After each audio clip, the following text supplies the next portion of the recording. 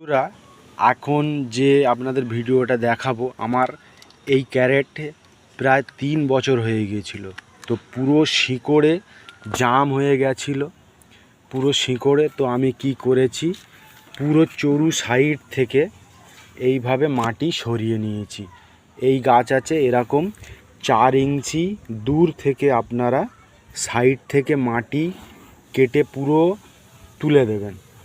এই দিকে 4 ইঞ্চি নিয়েছি, এই দিকেও সেম 4 ইঞ্চি দূর থেকে আপনারা পুরো এইভাবে সাইড থেকে মাটি কেটে পুরো সরিয়ে দিন।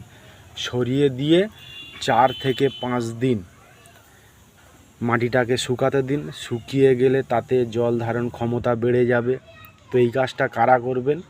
যাদের গাছের বয়স 2 বছর 3 বছর তারাই করবেন। শিকড়ে জাম হয়ে গেছে তারাই শিকড় কাটবেন। এরপরে খাবার যখন দেব আপনাদেরকে ভিডিও দেখাবো।